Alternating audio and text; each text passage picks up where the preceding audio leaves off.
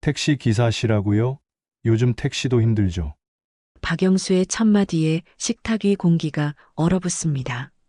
사돈 될 사람끼리 서로 수준은 알아야 하는 거 아니에요? 도연은 아무 말 없이 고개를 숙이며 숟가락을 내려놓습니다. 참아야 한다. 오늘은 아들 날이다. 사연을 더 듣고 싶으시다면 구독과 좋아요는 무료이니 부탁드립니다. 새벽 4시 반입니다. 서울 외곽 개인 택시 차고지에서 익숙한 시동 소리가 울려 퍼집니다. 차가운 12월 공기 속에서도 엔진 소리만큼은 따뜻하게 들려오죠. 형광등이 깜빡거리는 차고지에서 김도연은 천천히 차문을 엽니다. 또 하루네. 64세 김도연이 백미러로 자신의 얼굴을 바라봅니다. 깊게 패인 주름 사이로 세월의 흔적들이 고스란히 드러나요. 눈가의 주름은 웃음보다는 고생의 자국이었고 이마의 깊은 골은 걱정의 증거였습니다. 그 얼굴에는 20년의 이야기가 새겨져 있어요. IMF가 터진 게 언제였죠? 벌써 27년 전 일입니다. 그때 40살이던 도연은 자동차 부품을 만드는 중견기업에서 부장으로 일하고 있었어요. 월급도 나쁘지 않았고 작은 아파트도 있었고 아내와 고등학생 아들 민재와 함께 평범하고 행복한 삶을 살고 있었습니다. 하지만 모든 것이 하루아침에 무너져 버렸어요. 회사가 부도가 나면서 퇴직금은커녕 마지막 달 월급도 받지 못했습니다. 아내는 그 스트레스 때문인지 몸이 더 나빠졌고 결국 2년 뒤에 세상을 떠났죠. 병원비로 집까지 팔아야 했어요. 그때부터 도연의 진짜 인생이 시작되었습니다. 42살에 택시 기사가 된 거죠. 처음에는 회사 소속 택시 기사였어요. 매일 새벽 5시부터 밤 11시까지 하루 18시간씩 운전했습니다. 허리가 아파도 어깨가 굳어도 쉴 수가 없었어요. 민재의 대학 등록금을 마련해야 했거든요. 손에는 아직도 오래된 국민은행 통장이 들려 있습니다. 표지는 너덜너덜하고 모서리는 해져서 투명 테이프로 몇 겹이나 붙여 놓았어요. 그 안에 적힌 잔액은 300만 원 남짓. 많지 않은 돈이지만 도연에게는 전 재산이에요. 이 통장에는 도연의 모든 역사가 기록되어 있습니다. 첫 택시 수입 12만 원, 민재 대학 입학금 500만 원 출금, 아내 병원비 200만 원 출금, 민재 졸업식 날 삼겹살간 7만 원. 하나하나가 다 의미 있는 숫자들이에요. 비 오는 날 12시간 근무 19만 원. 도연은 통장을 넘기며 과거를 떠올립니다. 그날은 태풍이 온다는 일기예보가 있던 날이었어요. 다른 택시들은 일찍 들어갔지만 도연은 끝까지 운행했습니다. 비가 와야 손님이 많아지거든요. 와이퍼가 고장나서 손으로 유리창을 닦아가며 운전했던 기억이 납니다. 아버지는 말이야. 늙은 게 아니라 참은 거다. 도연은 혼잣말처럼 중얼거립니다. 이 말은 힘들 때마다 스스로에게 해주던 주문이에요. 택시 안에서 무례한 손님을 만났을 때, 길을 잘못 안내했다며 소리를 지르는 사람을 만났을 때, 그럴 때마다 이 말로 자신을 달랬습니다. 어느 날은 술 취한 손님이 택시 안에서 토했는데도 차비를 안 주고 도망간 적이 있어요. 그날 밤 새벽까지 차를 청소하면서도 도연은 참았습니다. 화를 낼 수도 있었지만 그럴 여유가 없었거든요. 내일도 또 운전해야 하는데 기분이 나쁘면 안전운전에 방해가 되니까요. 오늘은 특별한 날입니다. 아들 김민재의 장인어른, 그러니까 사돈을 처음 만나는 날이에요. 35살 민재가 어렵게 마련한 자리라며 꼭 와달라고 부탁했었죠. 아버지, 상대 집안이 조금, 아니, 그냥 편하게 오세요. 아버지니까. 민재가 전화로 그렇게 말할 때 목소리가 조금 떨렸어요. 아들이 뭔가 걱정하고 있다는 게 느껴졌습니다. 아마 상대 집안의 형편이 자신들과는 많이 다른가 봅니다. 민재가 그렇게 조심스러워할 리가 없거든요. 도연은 옷장 깊숙한 곳에서 오래된 정장을 꺼냅니다. IMF 이전 마지막으로 맞췄던 양복이에요. 진짜 27년 된 옷입니다. 색깔은 발에서 검은색이 회색에 가까워졌고 어깨선도 요즘 유행과는 맞지 않아요. 하지만 도연에게는 가장 소중한 옷입니다. 이 양복을 입고 회사에 다니던 시절을 기억해요. 그때는 도연도 당당한 직장인이었습니다. 부하 직원들이 있었고 회의도 주재하고 프로젝트도 책임지고 진행했죠. 매주 금요일에는 동료들과 술도 마시고 주말에는 가족과 함께 놀이동산도 갔었어요. 거울 앞에서 천천히 넥타이를 맵니다. 넥타이도 그때 것이에요. 패턴이 좀 옛날 스타일이지만 그래도 나름 괜찮아 보입니다. 셔츠는 새로 산 것으로 입었어요. 민재가 작년 아버지 날에 선물해준 흰 셔츠입니다. 아버지, 이거 입고 멋있게 다니세요. 민재가 그때 그렇게 말했었어요. 하지만 도연은 그 셔츠를 한 번도 입어본 적이 없었습니다. 택시 운전할 때 입기에는 너무 좋은 옷이었거든요. 오늘이 처음 입어보는 날이에요. 구두끈을 단단히 묶으며 도연은 다시 한번 거울을 봅니다. 이 구두도 20년이 넘었어요. 밑창은 3번이나 갈았지만 윗부분은 아직 멀쩡합니다. 매일 밤 닦아서 관리했거든요. 택시 운전할 때는 편한 운동화를 신지만 오늘은 이 구두를 신어야겠다고 생각했어요. 시계를 보니 벌써 오전 9시입니다. 약속 시간은 12시. 강남까지 가려면 지금 출발해야 해요. 강남 대치동의 한 고급 아파트 단지입니다. 도연은 택시에서 내려 올려다본 30층짜리 건물에 압도당해요. 로비 입구에는 대리석으로 장식된 웅장한 현관이 있고 은은한 간접 조명이 고급스러운 분위기를 자아내고 있습니다. 이런 곳에 사는구나. 도연은 작은 목소리로 혼잣말을 합니다. 경비원이 정중하게 인사하며 방문 목적을 묻자 도연은 조금 위축되어 대답해요. 김민재. 아니, 2002호에 약속이 있어서요. 아, 박 대표님 댁 말씀이시죠? 엘리베이터로 20층까지 올라가시면 됩니다. 엘리베이터 안에서 도연은 거울에 비친 자신의 모습을 다시 한번 확인합니다. 27년 된 양복이지만 나름 단정해 보여요. 민재에게 부끄럽지 않기를 바라는 마음으로 넥타이를 다시 한번 고쳐맵니다. 20층에서 내려 2002호 초인종을 누르자 곧바로 문이 열립니다. 민재가 환하게 웃으며 도연을 맞아줘요. 아버지, 오셨네요. 일찍 오셨네? 응, 길이 막힐까봐 일찍 나왔어. 민재의 표정에서 약간의 긴장감이 느껴집니다. 평소와 달리 말투도 조금 경직되어 있어요. 도연은 아들의 마음을 이해합니다.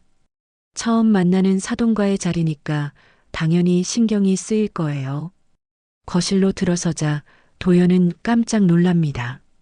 천장까지 닿을 만큼 큰 창문 너머로 한강이 한눈에 보이고 거실 바닥은 고급 마루로 깔려 있어요. 소파도 테이블도 모든 가구가 비싸 보입니다. 어서 오십시오. 중후한 목소리가 들려옵니다. 62세 박영수가 나타나요. 키도 크고 체격도 좋은 편입니다. 깔끔하게 차려입은 골프웨어가 여유 있는 삶을 보여주고 있어요. 손목에는 금시계가 반짝이고 전체적으로 성공한 사업가의 풍모가 물씬 풍깁니다. 안녕하십니까? 민재 아버지 김도연입니다. 도연이 정중하게 인사하자 박영수는 잠깐 도연을 위아래로 훑어봅니다. 시선이 오래된 양복에 머무르는 게 느껴져요. 아, 반갑습니다. 박영수입니다. 악수를 나누는 순간 박영수의 손은 부드럽고 매끄러웠어요. 골프를 많이 치는 사람의 손이었죠. 반면 도연의 손은 거칠고 굳은 살이 박여 있었습니다. 20년 넘게 핸들을 잡아온 택시 기사의 손이었어요. 택시 일하신다고 들었는데요. 박영수의 첫 질문이었습니다. 인사도 제대로 나누기 전에 나온 말이에요. 도연은 잠깐 당황하지만 차분하게 대답합니다. 네, 그렇습니다. 힘드시겠어요. 요즘 택시도 경쟁이 심하다던데. 식탁에 앉자마자 분위기가 달라집니다. 박영수는 자연스럽게 대화를 주도해 나가요. 마치 면접관이 된 것처럼 질문을 이어갑니다. 개인 택시세요? 회사 택시세요? 개인 택시입니다. 아, 그럼 그래도 낫네요. 개인이면 뭐, 한 달에 300 정도는 버시겠죠? 순간 민재의 얼굴이 굳어집니다. 아버지를 소개한다고 해놓고 이런 식으로 질문이 나올 줄 몰랐거든요.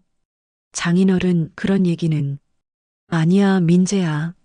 뭐 숨길 것도 없고 현실적인 얘기잖아. 박영수는 웃으며 와인을 따릅니다. 비싸 보이는 프랑스 와인이에요. 도연 앞에도 잔을 놓고 와인을 따라주지만 그 행동에서 격이 없는 친근함은 느껴지지 않아요. 사돈될 사람끼리 서로 수준은 알아야 하는 거 아니에요? 요즘 세상이 어떤데요? 도연은 아무 말도 하지 않습니다. 와인잔을 잡고만 있을 뿐이에요. 박영수의 말이 틀린 건 아니라고 생각해요. 사돈이 되려면 서로에 대해 알아야 하는 것도 맞고요. 하지만 뭔가 기분이 좋지 않은 건 어쩔 수 없었습니다. 아버지는 건설업 하신다고 들었습니다. 도연이 조심스럽게 말을 꺼내자 박영수의 표정이 환해집니다. 네, 영수건설이라고 작은 회사 하나 하고 있어요. 작다고는 하지만 직원이 100명 정도 되죠. 요즘 재개발 사업 때문에 정말 바빠요. 박영수는 자신의 사업에 대해 자세히 설명하기 시작합니다. 몇 년 전에 성공한 아파트 분양 이야기, 올해 수주받은 대형 프로젝트 이야기, 내년에 계획하고 있는 사업 확장 계획까지 열심히 말해요. 도연은 조용히 듣고만 있습니다. 가끔 그렇군요. 대단하시네요. 정도로 맞장구를 칠 뿐이에요. 박영수의 이야기를 들으면서 도연은 생각합니다. 정말 다른 세상에 사는 사람들이구나. 참, 그런데 민재 씨 월급이 얼마나 돼요? 요즘 젊은 사람들 월급이 어느 정도 되는지 궁금해서요. 또다시 돈 얘기입니다. 민재는 불편해 보여요. 그런 건 개인적인. 아니에요, 괜찮습니다. 도연이 민재를 말리고 박영수를 바라봅니다. 민재는 성실하게 잘 살고 있습니다. 그것만으로도 저는 만족해요. 물론이죠. 하지만 현실적으로 결혼 준비도 해야 하고 집도 마련해야 하잖아요. 요즘 전세금이 얼만지 아세요? 박영수는 최근 부동산 시세에 대해 설명하기 시작합니다. 강남 아파트 값이 얼마나 올랐는지, 전세금이 얼마나 비싼지, 젊은 부부가 집을 마련하기가 얼마나 어려운지 열심히 말해요. 그 순간 박영수가 조금 더 직접적인 말을 합니다. 그래서 말인데요. 결혼 준비하면서 양가에서 어느 정도씩 도움을 줘야 하지 않겠어요? 우리 쪽에서는 어느 정도 준비가 되어 있는데. 도연의 숟가락이 멈춥니다. 고개를 숙인 채로 아무 말도 하지 않아요. 박영수의 말뜻을 정확히 알겠거든요. 우리가 어느 정도 준비했으니까 그쪽에서도 비슷하게 맞춰주시면 되겠죠? 박영수의 말이 끝나자 식탁 위에 침묵이 흐릅니다. 도연은 고개를 숙인 채 아무 말도 하지 않아요. 민재는 아버지의 표정을 보며 가슴이 답답해집니다. 장인어른, 그런 건 저희끼리 천천히. 아니야, 민재야. 이런 건 미리 정리하고 가는 게 좋아. 나중에 서로 곤란해지잖아. 박영수는 태연하게 와인을 한 모금 마십니다. 그의 표정에서는 자신이 당연한 얘기를 하고 있다는 확신이 느껴져요. 도연은 천천히 고개를 듭니다. 박영수를 똑바로 바라보며 조용히 말해요. 얼마 정도를 생각하고 계십니까?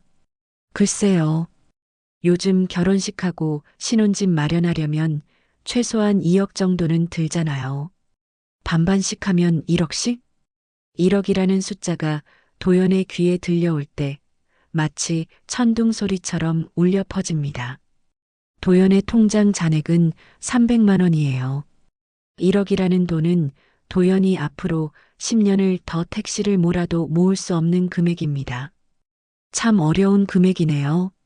도연이 조심스럽게 말하자 박영수는 잠깐 당황한 표정을 보입니다.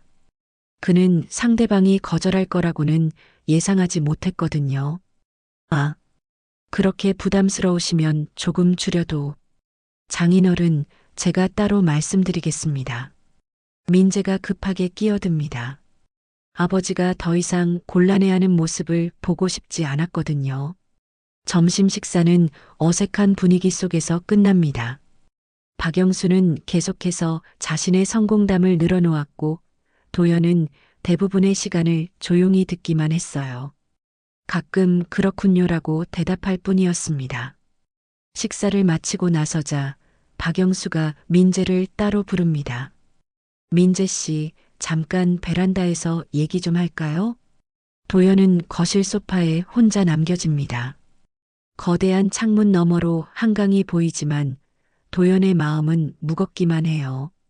베란다에서 들려오는 박영수와 민재의 대화 소리가 귀에 들려옵니다. 민재 씨 아버지가 조금 현실적이지 못하신 것 같은데요? 죄송합니다. 저희 사정이 좀... 아니에요. 이해해요. 하지만 결혼이라는 게 감정만으론 안 되잖아요. 도연은 주먹을 꽉 쥡니다. 아들이 자신 때문에 고개를 숙이고 있다는 사실이 가슴 아파요. 20년 동안 택시를 몰면서도 항상 당당하게 살아왔다고 생각했는데 오늘은 처음으로 자신이 초라하게 느껴집니다. 집으로 돌아가는 택시 안에서 도연과 민재는 한동안 말이 없었어요. 민재가 먼저 입을 엽니다. 아버지, 죄송해요. 오늘 그렇게 된 거 괜찮다. 현실이 그런 거잖아. 하지만 민재야, 아버지가 부족해서 미안하다.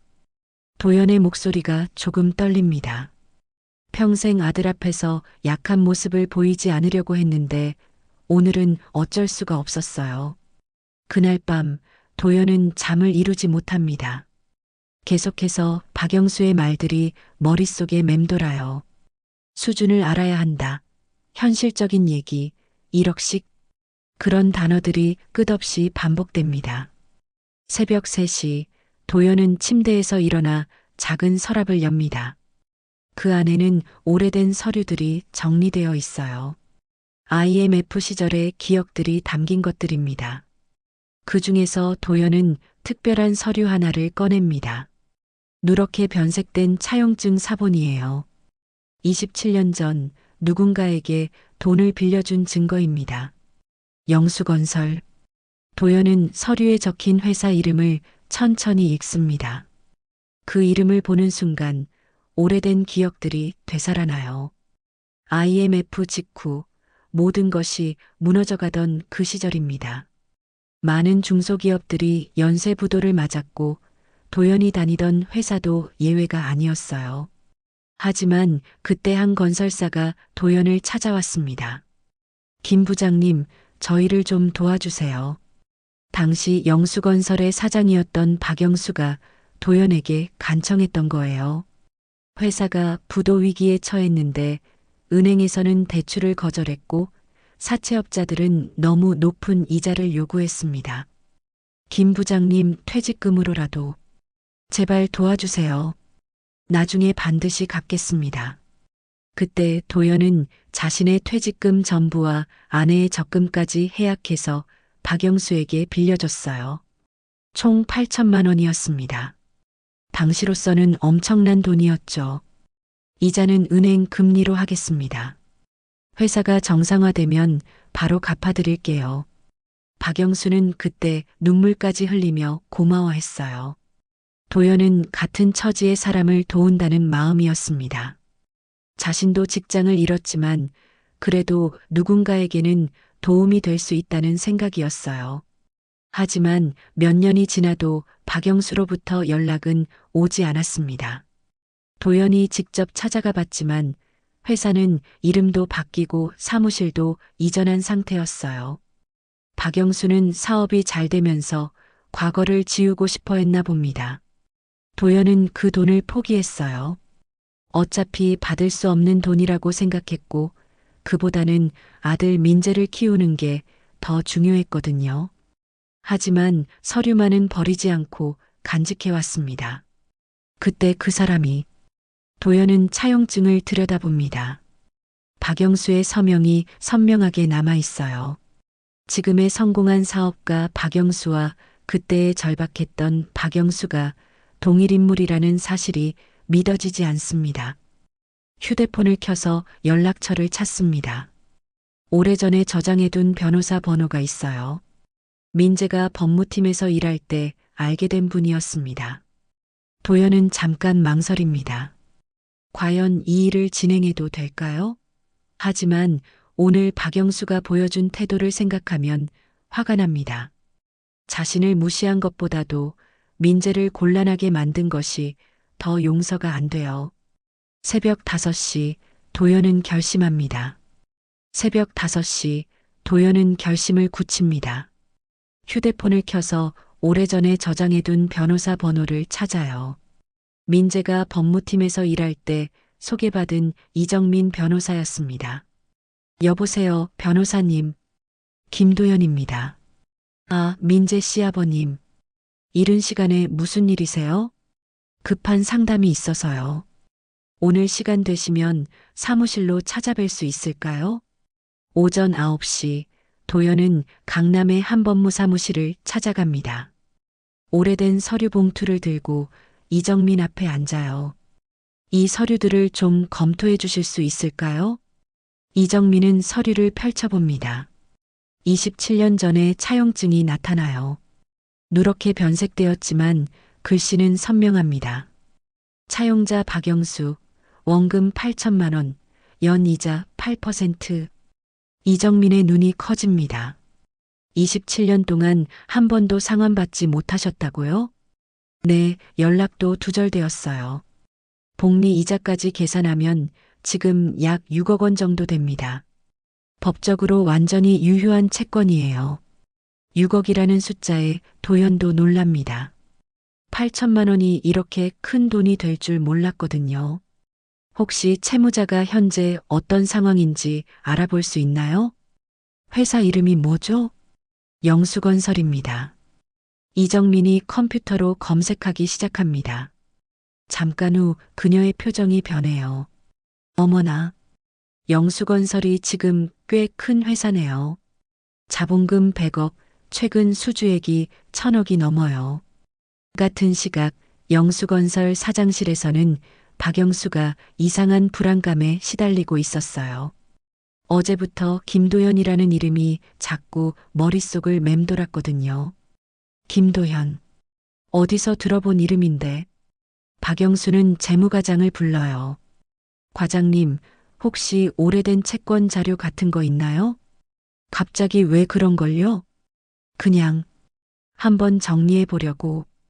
오후 2시 재무과장이 급하게 사장실로 뛰어들어옵니다. 사장님, 큰일 났습니다. 왜? 법무법인에서 연락 왔는데 27년 전 채권 조회가 들어왔다고 해요. 박영수의 얼굴이 순간 하얗게 질립니다. 누구 거야? 김도연 씨라고 하는데요. 서류를 받아본 박영수는 의자에 주저앉습니다. 그 이름이 선명하게 적혀 있었거든요. 순간 기억이 되살아납니다. IMF 직후 회사가 망하기 직전이었던 그 절망적인 시절, 은행도 사채업자도 모두 등을 돌렸을 때 김도연이 나타났어요. 김 부장님, 제발 도와주세요. 그때 박영수는 김도연에게 무릎까지 꿇었었어요. 김도연은 자신의 퇴직금과 아내의 적금까지 해약해서 8천만 원을 빌려줬습니다. 은행 이자로 말이에요. 나중에 반드시 갚겠습니다. 절대 잊지 않을게요. 그때는 정말 간절했어요. 하지만 사업이 잘 되면서 그 약속은 잊혀져 갔습니다. 사장님, 사장님. 재무과장의 목소리에 박영수가 정신을 차려요. 이자까지 하면 얼마나 돼? 약 6억 원 정도 될 것 같습니다. 6억? 박영수의 머리가 하얘집니다. 지금 당장 못 낼 돈은 아니지만 회사 자금 운용에는 큰 타격이에요. 그 김도연이 혹시 개인 택시 운전하는 사람인가? 네, 맞습니다. 그 순간 박영수는 깨닫습니다. 어제 만난 민재의 아버지가 바로 그 김도연이었다는 걸 말이에요. 식탁에서 고개를 숙이던 모습, 택시 기사냐며 무시하듯 말했던 자신의 태도, 수준을 알아야 한다고 했던 그 말들. 미친. 내가 뭘 한 거야? 박영수는 당황해서 사무실을 왔다 갔다 합니다. 자신이 은인을 알아보지 못하고 모욕했다는 사실이 등골을 오싹하게 만들어요. 사장님, 상대방 변호사가 내일 만나자고 하는데요. 내일? 네, 빠른 시일 내에 해결하고 싶다고 하네요. 박영수는 급하게 민재에게 전화를 걸어봅니다. 하지만 민재는 받지 않아요. 어제 일로 기분이 상했나 봅니다. 그 순간 박영수는 깨닫습니다. 자신이 얼마나 큰 실수를 했는지 말이에요. 생명의 은인을 알아보지 못했을 뿐만 아니라 모욕까지 준 거였어요. 이걸 어떻게 해야 하지? 한편 도연은 변호사 사무실에서 나와 택시에 올라타요. 백미러로 자신의 얼굴을 바라보며 조용히 말합니다. 이제 시작이다. 27년 동안 참았던 것들이 이제 끝날 때가 왔어요. 더 이상 고개 숙이고 살지 않을 거라고 다짐합니다. 다음 날 오전 박영수는 결국 민재에게 연락을 합니다. 목소리에서 불안함이 느껴져요. 민재 씨, 시간 있으면 잠깐 만날 수 있을까요? 중요한 얘기가 있어서요. 무슨 일인데요? 전화로는 직접 만나서 얘기하는 게 좋겠어요.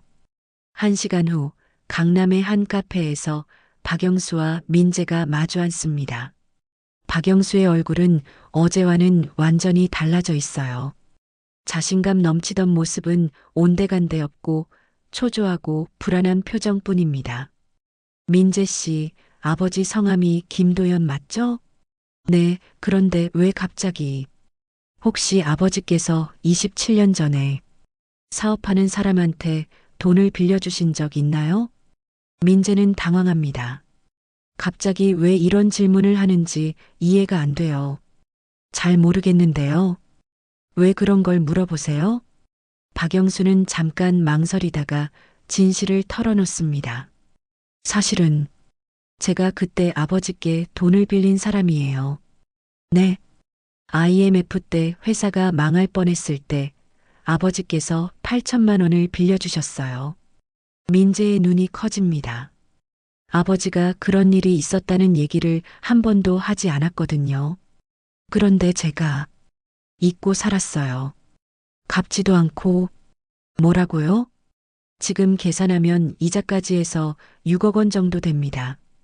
6억이라는 숫자에 민재는 말을 잃습니다. 아버지가 그런 큰 돈을 남에게 빌려줬다는 것도 놀랍고 상대방이 박영수였다는 것도 믿기지 않아요. 그럼 어제 아버지를 그렇게 대한 거예요? 은인을 모르고? 박영수는 고개를 숙입니다. 죄송해요. 정말 몰랐어요. 몰랐다고요? 27년 동안 한 번도 생각 안 했다는 거예요? 민재의 목소리가 높아집니다. 어제 아버지가 얼마나 상처받았는지 알고 있거든요.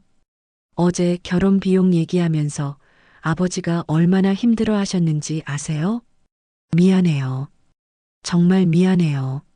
지금 아버지한테서 변호사 통해서 연락 왔다는 거죠? 네.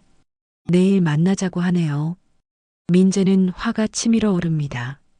자신이 존경하는 아버지를 모욕한 것도 분한데 그 사람이 아버지의 은혜를 입은 사람이었다니요. 민재 씨, 제발 아버지께 양해를 구해주세요. 양해요? 지금 상황에서 양해를 구한다고요? 민재는 자리에서 일어납니다. 죄송하지만 저는 더 이상 할 말이 없어요. 그날 저녁 민재는 아버지에게 찾아갑니다. 도연은 평소처럼 택시 정비를 하고 있었어요. 아버지, 응, 왔구나. 박영수, 그 사람이 아버지께 빚진 사람이라는 게 정말이에요? 도연은 손을 멈추고 민재를 바라봅니다. 너한테 말했구나. 왜 말 안 하셨어요? 27년 동안. 도연은 작업복을 벗고 민재 옆에 앉습니다. 말한다고 달라지는 게 없잖아. 하지만 그 돈이면 그때 내가 준 건 돈이 아니야. 도연의 목소리는 조용하지만 단단합니다. 같은 처지에서 어려워하는 사람을 도운 거야. 돈을 받으려고 준 게 아니었어. 그래도 너무해요. 어제 아버지를 그렇게 무시하다니. 민재의 눈에서 눈물이 맺힙니다. 아버지는 27년 동안 택시 몰면서 저를 키우셨는데 그 사람은 그 돈으로 성공해서. 민재야.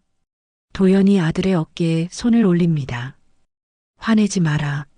세상이 원래 그런 거다. 아버지는 왜 항상 그렇게 말해요? 참으라고, 괜찮다고. 참는 게 아니야. 내가 선택한 거야. 도연은 창밖을 바라보며 말을 이어갑니다. 그때 그 돈을 안 빌려줬으면 어땠을까? 내 가족만 생각했다면 어땠을까? 지금도 후회 안 해. 하지만 지금 상황에서는 받으셔야 해요. 민재가 간절하게 말합니다. 그 돈이면 제 결혼 문제도 해결되고 아버지도 이제 좀 편하게 사실 수 있잖아요. 도연은 고개를 가로젓습니다. 그럼 나도 그 사람과 똑같아져. 무슨 말씀이세요? 돈 때문에 사람을 판단하게 돼. 그때 도연의 휴대폰이 울립니다. 박영수에게서 온 전화예요. 여보세요. 김 사장님. 아니, 김 선생님. 박영수입니다. 박영수의 목소리는 완전히 달라져 있어요. 어제의 거만함은 온데간데없고 떨리는 목소리로 말합니다. 내일 변호사 사무실에서 만나기로 했는데 혹시 그 전에 직접 만날 수 있을까요? 무슨 말씀을 하실 건가요? 사과드리고 싶어요. 제대로 된 사과를. 도연은 잠깐 생각합니다. 좋습니다. 어디서 만날까요? 제가 선생님께 찾아뵙겠습니다. 그날 밤 9시 박영수는 도연의 집 앞에 나타납니다. 고급 승용차에서 내린 박영수는 어색해 보여요. 작은 다세대 주택 앞에서 한참 망설이다가 초인종을 누릅니다. 들어오세요. 도연이 문을 열어줍니다. 박영수는 집 안으로 들어서며 주변을 둘러봅니다. 오래되었지만 깔끔하게 정리된 집이에요. 앉으세요. 도연이 차를 내오며 말합니다. 박영수는 소파에 앉아서도 불편해 보여요. 선생님, 정말 죄송합니다. 박영수가 깊게 고개를 숙입니다. 27년 전 일을 정말 잊고 살았어요. 변명의 여지가 없습니다. 도연은 조용히 차를 마시며 박영수를 바라봅니다. 그리고 어제 정말 죄송해요. 은인을 알아보지 못하고 그런 신뢰를. 그만하세요. 도연이 박영수의 말을 끊습니다. 사과받으러 변호사 부른 게 아니에요. 그럼 왜 변호사를 부르신 거죠? 박영수가 조심스럽게 묻습니다. 도연은 찻잔을 내려놓고 천천히 입을 엽니다. 제대로 된 사과를 받기 위해서입니다. 지금 사과드리고 있잖아요. 저한테 하는 사과가 아니에요. 도연이 일어나 작은 서랍을 열어요. 그 안에서 오래된 공책 하나를 꺼냅니다. 표지는 너덜너덜하고 모서리는 테이프로 붙여져 있어요. 이게 뭔지 아세요? 박영수는 고개를 가로젓습니다. IMF 이후 제가 매일 적은 수입 기록입니다. 도연이 공책을 펼치자 빼곡한 글씨들이 나타나요. 1998년 3월 12일 비 오는 날 18시간 근무 16만 원. 1998년 5월 20일 허리 디스크로 병원비 12만 원. 1999년 2월 9일 민재 대학 등록금 400만 원 입금. 도연은 한 장씩 넘기며 읽어줍니다. 박영수는 점점 얼굴이 굳어져요. 2900년 7월 15일 민재 어머니 병원비 300만 원. 2901년 10월 3일 민재 어머니 장례비 200만 원. 박영수의 손이 떨리기 시작합니다. 모든 페이지가 이런 식이에요. 27년 동안 도연이 공책을 덮습니다. 아버지는 내가 고개 숙이고 살지 않길 바랐다. 이 말을 들은 박영수는 눈물을 글썩입니다. 자신이 얼마나 큰 잘못을 했는지 이제야 완전히 깨닫게 됐거든요. 저는 선생님의 희생으로 성공했는데 선생님 아들을 무시했어요. 맞습니다. 도연의 대답은 단호해요. 어제 민재가 얼마나 상처받았는지 아세요? 결혼 준비하면서 행복해야 할 시기에 자기 아버지 때문에 고개를 숙여야 했어요. 박영수는 더 이상 참을 수 없어서 일어나 무릎을 꿇습니다. 정말 죄송합니다. 제발 용서해 주세요. 일어나세요. 도연이 박영수를 일으켜 세웁니다. 무릎 꿇는다고 해결되는 문제가 아니에요. 그럼 어떻게 해야? 민재에게 제대로 사과하세요. 그리고 앞으로 제 아들을 무시하는 일이 없도록 하세요. 박영수가 고개를 끄덕입니다. 그리고 한 가지 더. 도연이 박영수를 똑바로 바라봅니다. 돈 얘기는 이제 그만하세요. 네. 결혼 비용이니 뭐니 하면서 돈으로 사람을 재지 마세요. 박영수는 잠깐 멍해집니다. 하지만 채권은 포기할 생각이에요. 도연의 말에 박영수가 깜짝 놀랍니다. 6억 원을 포기한다고요? 네. 왜요? 그 돈이면, 그 돈을 받으면 저도 당신과 똑같아져요. 도연이 창밖을 바라보며 말합니다. 돈으로 사람을 판단하고 돈으로 관계를 정리하는 사람 말이에요. 박영수는 할 말을 잃습니다. 대신 조건이 있어요. 말씀하세요. 내일 민재와 우리 딸 앞에서 어제 하신 말들을 그대로 사과하세요. 당연히 그렇게 하겠습니다. 그리고 앞으로 민재를 무시하는 일이 있으면 그때는 정말로 법적 조치를 취하겠어요. 박영수는 진지하게 고개를 끄덕입니다. 다음 날 같은 식탁에서 네 사람이 다시 마주 앉습니다. 어제와는 완전히 다른 분위기예요. 박영수는 먼저 도연에게 정중하게 인사합니다. 선생님, 어제는 정말 죄송했습니다. 그리고 민재를 바라봅니다. 민재 씨, 어제 제가 아버지를 무시하는 듯한 말을 했습니다. 정말 죄송해요. 민재는 조금 당황한 표정이지만 고개를 끄덕입니다. 그리고 결혼 비용 얘기도 제가 너무 현실적으로만 생각했네요. 앞으로는 그런 말 하지 않겠어요. 박영수의 딸 지혜도 어리둥절해 보여요. 아버지가 왜 갑자기 이렇게 달라졌는지 이해가 안 되거든요. 아버지, 무슨 일이에요? 박영수는 딸에게 모든 상황을 설명합니다. 27년 전의 일, 어제 자신이 얼마나 신뢰를 했는지, 도연이 얼마나 대단한 분인지. 지혜는 놀란 표정으로 도연을 바라봅니다. 정말 죄송해요, 어른. 아버지가 그런 실수를. 괜찮아요. 이제 서로 이해하게 됐으니까. 도연이 부드럽게 말합니다. 그때 박영수가 조심스럽게 말을 꺼냅니다. 선생님, 채권 포기하신다고 하셨는데 정말 그래도 되는 건가요? 제 결정이에요. 하지만 그 돈이면 민재 씨 결혼 준비도 충분히. 도연이 박영수의 말을 끊습니다. 그럼 제가 당신과 똑같아져요. 네. 돈으로 사람 관계를 정리하는 사람 말이에요. 박영수는 할 말을 잃습니다. 저는 돈이 필요해서 변호사를 부른 게 아니에요. 도연이 민재를 바라보며 말합니다. 제 아들이 고개 숙이지 않기를 바라는 마음으로 한 거예요. 민재의 눈에서 눈물이 떨어집니다. 아버지, 민재야, 아버지는 늙지 않았다. 참았을 뿐이야. 도연이 아들의 손을 잡습니다. 이제 더 이상 참을 필요 없어. 그 말을 들은 박영수는 깊이 고개를 숙입니다.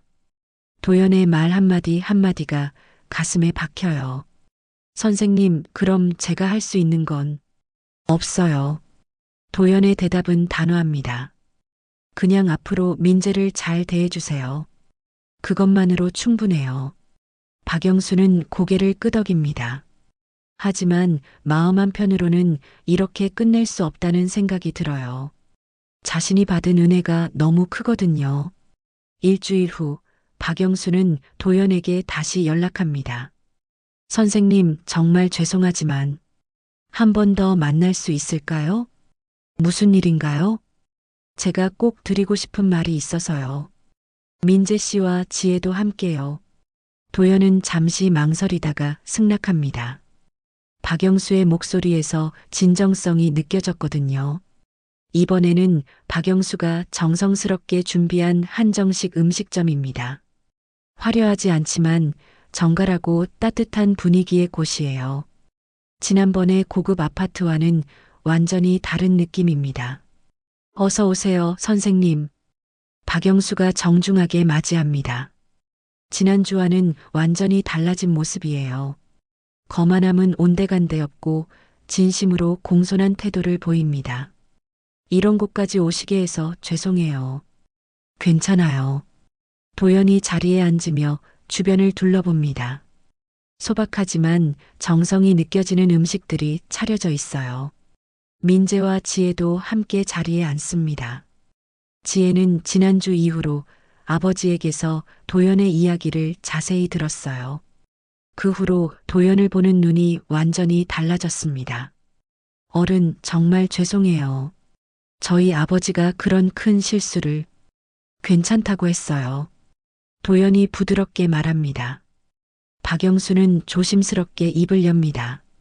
선생님, 일주일 동안 계속 생각했는데 정말 이렇게 끝낼 수는 없을 것 같아요. 무슨 말씀이세요? 제가 받은 은혜가 너무 커요. 그냥 사과만으로는 안 될 것 같아서요. 도연은 고개를 가로젓습니다. 이미 말씀드렸잖아요. 돈 얘기가 아니에요. 박영수가 도연의 말을 막습니다. 선생님께서 포기하신 그 채권, 저는 포기할 수 없어요. 뭔 소리예요? 제가 그 돈을 준비해서 민재 씨에게 드리려고 해요. 순간 모든 사람이 놀란 표정을 짓습니다. 아니에요, 장인어른. 그런 건 민재가 급하게 말하지만 박영수는 고개를 젓습니다. 민재 씨, 이건 제 양심의 문제예요. 박영수가 서류 봉투를 꺼내 테이블 위에 올려놓습니다. 27년간의 원금과 이자 정확히 계산했어요. 6억 2천만 원입니다. 안 받겠다고 했잖아요. 도연의 목소리가 단호해집니다. 선생님께서는 안 받으시겠다고 하셨죠. 하지만 저는 갚겠어요. 뭔 소리예요? 이 돈을 민재 씨 명의로 입금하겠습니다. 결혼 축의금이 아니라 제가 선생님께 갚아야 할 빚이에요. 박영수의 말에 도연은 화가 납니다. 그렇게 하면 제 뜻을 무시하는 거잖아요. 선생님, 죄송하지만 이것만은 제 뜻대로 하겠어요. 박영수가 깊게 고개를 숙입니다. 제가 27년 동안 잊고 살았던 죄는 돈으로라도 갚아야 해요. 장인어른. 민재가 당황한 표정으로 말하려 하지만 박영수가 손을 들어 말립니다. 민재 씨, 이건 당신 문제가 아니에요. 저와 선생님 사이의 문제예요. 도연은 잠시 말이 없습니다. 박영수의 진심이 느껴지거든요. 그럼 조건이 있어요. 도연이 천천히 말합니다. 조건이요? 그 돈을 받는다면 앞으로 민재에게 함부로 하지 마세요. 당연히 그렇게 하겠습니다. 그리고 하나 더. 도연이 박영수를 똑바로 바라봅니다. 어떤 조건이든지요. 지금까지 민재를 무시했던 것 제대로 사과하세요. 박영수는 잠시 당황합니다. 지금 사과드리고 있잖아요. 저한테 하는 사과가 아니에요. 도연이 민재를 가리킵니다. 민재에게요. 박영수는 민재를 바라봅니다. 그리고 천천히 자리에서 일어나 민재 앞에 섭니다. 민재 씨, 박영수의 목소리가 떨립니다. 지난주에 제가 당신을 무시하는 말들을 했어요. 장인어른 그런 건 아니에요. 제대로 사과해야 해요. 박영수가 깊게 허리를 숙입니다. 당신의 아버지가 제 생명의 은인인데 제가 그 아들을 무시했어요. 민재의 눈에서 눈물이 떨어집니다. 당신이 고개 숙일 일이 아니었는데 제가 고개 숙이게 만들었어요. 박영수의 목소리가 점점 작아집니다. 정말 죄송해요. 앞으로는 절대 그런 일 없을 거예요. 민재는 급하게 박영수를 일으켜 세웁니다. 장인어른 일어나세요. 용서해 주세요. 진작에 용서했어요. 민재가 눈물을 닦으며 말합니다. 하지만 앞으로는 정말 그런 말 하지 마세요. 아버지가 상처받으니까요. 네, 약속드려요. 그 순간 지혜가 조용히 말합니다. 어른, 저도 사과드려요. 너까지 왜? 제가 아버지 편에서만 생각했어요. 어른과 민재 오빠가 얼마나 힘드셨는지 생각 못했어요. 지혜도 고개를 숙입니다. 앞으로는 제가 아버지를 잘 타이르겠어요. 도연은 지혜를 바라보며 미소를 짓습니다. 고마워요. 박영수가 다시 서류를 내밉니다. 그럼 이제 이 돈을 받겠어요. 도연의 대답에 모든 사람이 놀랍니다. 하지만 조건이 있어요. 말씀하세요. 이 돈으로 민재 결혼 준비를 하되 나머지는 어려운 사람들을 도우는 데 쓰겠어요. 박영수는 감동받은 표정으로 고개를 끄덕입니다. 정말 훌륭하신 분이세요. 그냥 제가 받았던 도움을 다른 사람들에게 나누고 싶을 뿐이에요. 도연이 민재를 바라봅니다. 민재야, 이제 고개 들고 살아라. 한 달 후, 민재와 지혜의 결혼식 날입니다. 도연은 새벽 5시에 일어나 정성스럽게 준비해요. 오늘은 택시를 운행하지 않는 날입니다. 아들의 결혼식이니까요. 거울 앞에서 넥타이를 매며 도연은 생각합니다. 27년 전 모든 것을 잃었던 그 시절부터 오늘까지 정말 긴 시간이었어요. 아버지, 준비되셨어요? 민재가 정장을 차려입고 나타납니다. 오늘의 신랑답게 환하게 빛나는 얼굴이에요. 응, 다 됐다. 도연이 마지막으로 구두끈을 묶습니다. 이번에는 새 구두예요. 민재가 아버지 날에 선물해 준 것입니다. 아버지, 정말 고마워요. 뭘? 모든 것 다요. 저를 여기까지 키워주신 것도, 이번 일도. 민재의 목소리가 떨립니다. 그런 소리 하지 마라. 아버지 역할한 것뿐이야. 도연이 아들의 어깨를 토닥여줍니다. 결혼식장에 도착하자 박영수가 먼저 다가옵니다. 선생님, 오늘 정말 고맙습니다. 뭐요? 제 아들 결혼식인데요. 박영수는 지난 한 달 동안 완전히 달라졌어요. 도연을 대하는 태도가 정말 공손해졌습니다. 진심에서 우러나는 존경심이 느껴져요. 선생님, 혹시 오늘 하객분들께 인사 좀 부탁드려도 될까요? 무슨 인사요? 저희 회사 사람들이랑 친척들이 많이 왔는데 선생님을 소개해드리고 싶어서요. 도연은 잠시 망설입니다. 꼭 그래야 하나요? 네, 모든 분들이 선생님이 어떤 분인지 알아야 한다고 생각해요. 결혼식이 시작되고 박영수가 마이크를 잡습니다. 오늘 참석해주신 모든 분들께 감사드립니다. 특별히 소개하고 싶은 분이 계신데요. 박영수가 도연을 바라봅니다. 김도연 선생님이십니다. 오늘 신랑의 아버님이시자 저희 가족의 은인이세요. 하객들이 박영수의 말에 집중합니다.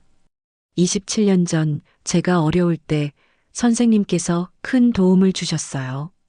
그 덕분에 제가 지금 여기 서 있을 수 있습니다.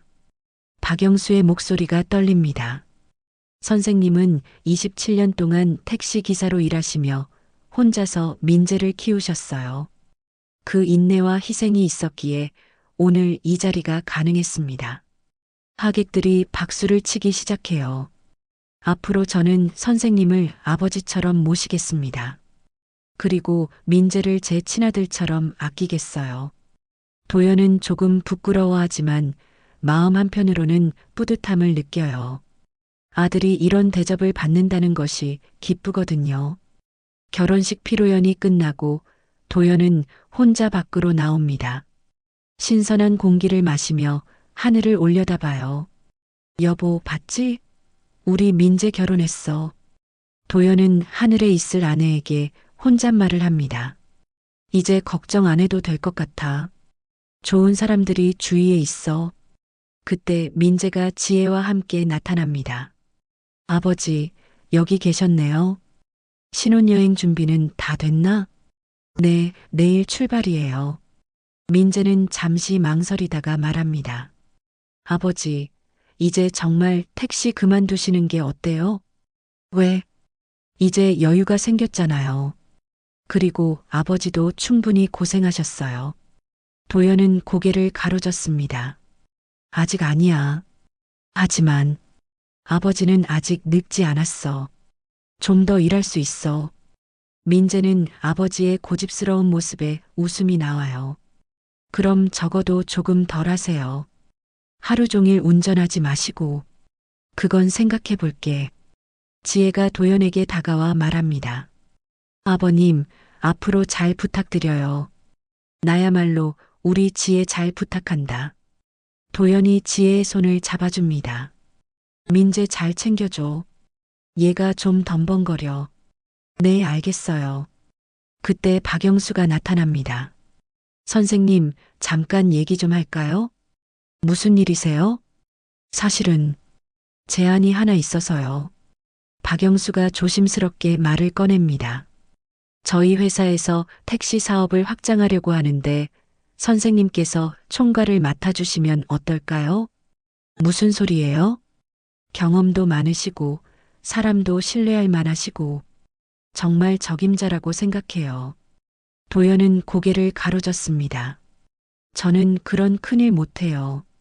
큰일이 아니에요. 선생님이 하시던 일을 더 체계적으로 하는 거예요. 하지만 도연은 완강히 거절합니다. 고맙지만 괜찮아요. 저는 제 방식대로 살겠어요. 박영수는 아쉬워하지만 더 이상 권하지 않아요. 다음 날 아침 민재와 지혜는 신혼여행을 떠납니다. 공항에서 배웅하고 돌아온 도연은 다시 택시에 올라타요. 하지만 예전과는 뭔가 달라요. 마음이 한결 가벼워진 느낌입니다. 이제 조금은 내려놔도 되겠지. 도연은 백미러로 자신의 얼굴을 바라봅니다. 주름은 그대로지만 표정이 밝아졌어요. 라디오를 켜자 90년대 가요가 흘러나옵니다. 도연이 젊었을 때 즐겨 듣던 노래예요. 이제 시작이다. 도연은 혼잣말을 하며 택시를 출발시킵니다. 하지만 이제는 예전처럼 하루 종일 운전하지 않아요. 적당히 일하고 적당히 쉬면서 살기로 했거든요. 며칠 후 도연은 받은 돈의 일부로 어려운 이웃들을 도우기 시작합니다. 옛날 자신처럼 갑작스럽게 어려워진 사람들, 아이들을 혼자 키우는 사람들을 찾아서 조용히 도움을 줘요. 아버지는 늙지 않았다. 참았을 뿐이다. 도연의 택시는 오늘도 서울 거리를 달립니다. 하지만 이제는 무거운 마음이 아니라 가벼운 마음으로요. 긴 겨울이 끝나고 봄이 온 것처럼 도연의 인생에도 새로운 계절이 시작되었습니다. 사연을 더 듣고 싶으시다면 구독과 좋아요는 무료이니 부탁드립니다.